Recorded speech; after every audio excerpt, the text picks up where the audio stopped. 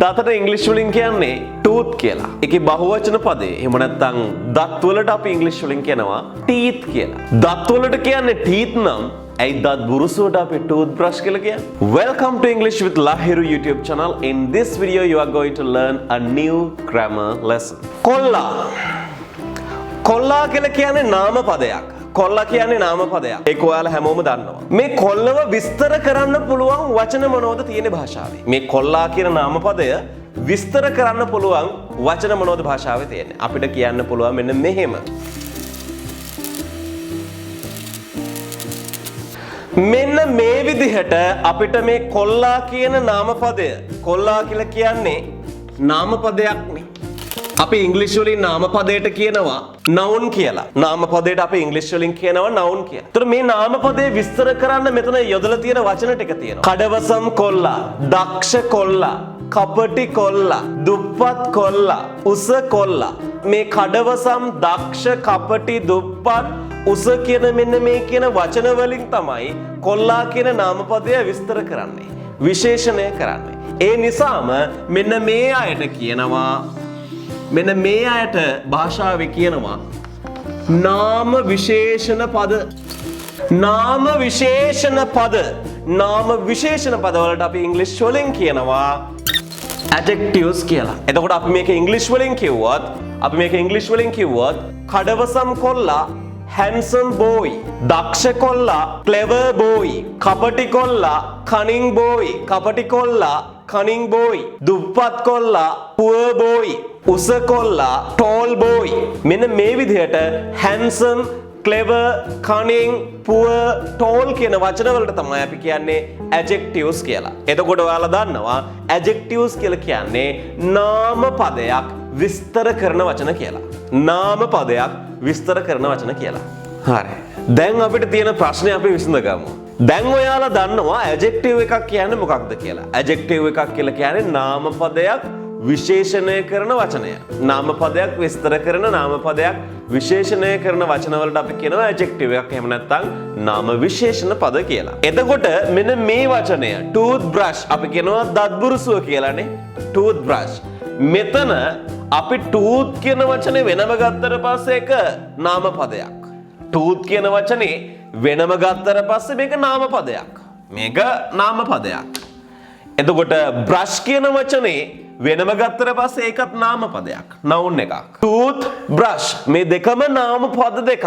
එතකොට මෙතනදී සිද්ධ වෙලා තියෙන්නේ නාම පදයකින් තවත් නාම පදයක් විස්තර කිරීම. නාම පදයකින් තවත් නාම පදයක් විස්තර වෙනකොට මේ මුලින් තියෙන නාම පදය අනිවාර්යයෙන්ම adjective එකක් බවට පත් වෙනවා.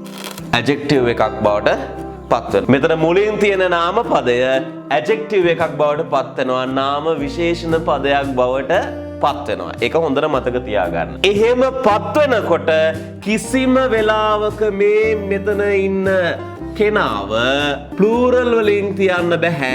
අනිවාර්යයෙන්ම ඒක වචන ස්වරූපයෙන් එහෙම නැත්නම් අපි කියනවා සිංගියුලර් ෆෝම් එකෙන් තිබිය යුතුයි. මේ මෙතන ඉන්න කෙනාව අනිවාර්යයෙන්ම සිංගියුලර් ෆෝම් එකෙන් තිබිය යුතුයි. මොකද මෙතන ඉන්නේ adjective එක. මෙතන ඉන්නේ නාම විශේෂණ පදය. මෙතෙන්ට එන නාම පදේ නාම විශේෂණ පදයක් බවට පත් වෙද්දී මෙයාව plural form එකකින් තියන්න බෑ. ඒ කියන්නේ අපිට කිසිම වෙලාවක teeth brush කියලා කියන්න බෑ. අපිට කිසිම වෙලාවක teeth brush කියලා කියන්න බෑ. භාෂාවේ සමහර වෙලාවට නාම පද භාවිත වෙනවා adjectives විදිහට. භාෂාවේ සමහර වෙලාවට නාම පද භාවිත කරනවා තවත් නාම පදයක් විස්තර කරන්න. තවත් නාම පදයක් modify කරන්න. ඉතින් ඒ වගේ අවස්ථාවක් තමයි මෙතන තියෙන්නේ. එහෙම අවස්ථාවක මේ මුලට එන නාම පදය adjective එක බවට පත් වෙනවා. මේ මුලට එන නාම පදය නාම විශේෂණ පදයක් බවට පත් වෙනකොට එයාව plural form එකෙන් කිසිම අවස්ථාවක තියන්න බෑ. අනිවාර්යයෙන්ම singular form එකෙන් තිබිය යුතුයි. teeth brush කියන්න බෑ. අන්න ඒකයි අපි දත් බුරුසුවට teeth brush කියන්නේ නැතුව toothbrush කියන්නේ. ඉතින් බලන්නකෝ මෙන්න මේ වාක්‍ය ටික දිහා. This book is about grammar. මේ පොත සඳහන් වෙන්නේ grammar පිළිබඳව, ව්‍යාකරණ පිළිබඳව. එතකොට book කියන්නේ නාමපදයක්, grammar කියන්නේත් නාමපදයක්. අපි මේක කෙටියෙන් කියනවා මෙහෙම, it is a grammar book. මේ grammar කියන නාමපදයෙන් විස්තර කරනවා book කියන නාමපදය. එතකොට grammar adjective එක බවට පත් වෙනවා. එතනදී නාමපදයක් විදිහට නෙමෙයි හැසිරෙන්නේ. මෙතනදී grammar කියන වචනේ නාමපදයක් විදිහට නෙමෙයි හැසිරෙන්නේ, adjective එකක් විදිහට. My garden has vegetables. My garden has vegetables. මගේ garden එකේ එළවලු තියෙනවා. My garden has vegetables. එතකොට මම කියනවා it's a vegetable garden.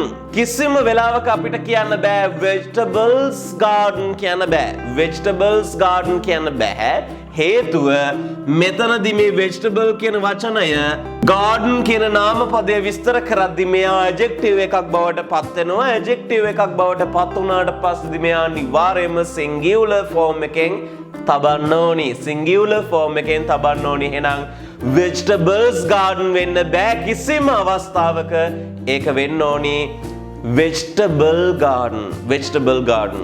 I read a lot of articles in newspapers. මම ලිපි ලේඛන කියවනවා. articles අපි දන්නවනේ. articles කියනවා පත්තරවල තියෙන articles කියවනවා මම. එතකොට ඒක කෙටියෙන් අපි කියමු මෙහෙම, I read a lot of newspaper articles. I read a lot of newspaper articles. මම පත්තරවල තියෙන ලිපි ලේඛන කියවනවා. හරි? එතකොට newspaper articles. මෙතන මොන articles? The newspaper articles. මෙතනදී newspaper කියන වචනයෙන් articles කියන නාමපදය විස්තර කරනවා. එතකොට මෙතනදී නාමපදයක් විදිහට හැසිරෙන newspaper මෙතෙන්ට ආවට පස්සේ adjective එකක් වෙනවා, නාම විශේෂණ පදයක් බවට පත් වෙනවා. එතකොට මෙයා අනිවාර්යයෙන්ම singular form එකකින් තියන්න ඕනි, newspaper articles. ඊළඟට we made plans for our vacations. අපි සැලසුම් හැදුවා අපේ නිවාඩු කාලයට අපි සැලසුම් හැදුවා. We made plans for our vacation. එතකොට we made vacation plans. We made vacation plans වෙන්න ඕන. එහෙම නැතුව vacations plans කියන්න බෑ. හේතුව මෙතනදී vacation කියන වචනය හැසිරෙන්නේ adjective එකක් විදිහට. එහෙම හැසිරෙනකොට මෙයාව plural form එකෙන් බහුවචන ස්වරූපයෙන් තියන්න බෑ කිසිම වෙලාවක. එහෙනම් vacation plan විය යුතුයි. vacation plans.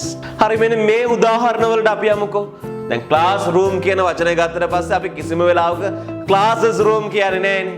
classroom. එහෙමනම් මේ class කියන නාමපදයෙන් මොකද කරන්නේ? room කියන නාමපදය විස්තර කරනවා. එතකොට මෙතනදී class කියන්නේ නාමපදයක් නෙමෙයි, adjective එකක්.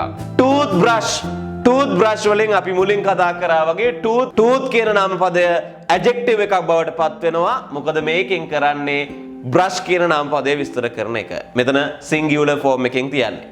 class tooth. ඊළඟට television program. අපිට කිසිම වෙලාවක කියන්න බෑ televisions program කියලා කියන්න බෑ. television program මොකද මෙයා adjective එක බවට පත් වෙනකොට අනිවාර්යයෙන්ම singular form එකෙන් තියන්න ඕන. ඊළඟට flowers garden කියන්න බෑ. අපිට මල් වත්ත කියන්නේ මල් වත්ත කියලා අපි කියනෝනේ මල් වත්ත. එතකොට flowers garden කියන්න බෑ, flower garden. ඊළඟට chicken soup කොහොමද chickens වෙන්නේ නෑනේ. chicken soup එක ඔයාලා දන්නවනේ, chicken soup. ඉතින් මේ විදිහට මේ හැම වචනයකින්ම කරන්නේ නාමපදය විස්තර කරන එක. එතකොට මේ ඉරියන්දි පද මෙතනදී මේ අවස්ථාවල හැසිරෙන්නේ නාම විශේෂණ පදයක් විදිහට, adjective එකක් විදිහට. මම හිතනවා ඔයගොල්ලොන්ට පැහැදිලි වුණා කියලා. අපි teeth brush කියන්නේ නැතුව toothbrush කියන්නේ ඇයි කියලා.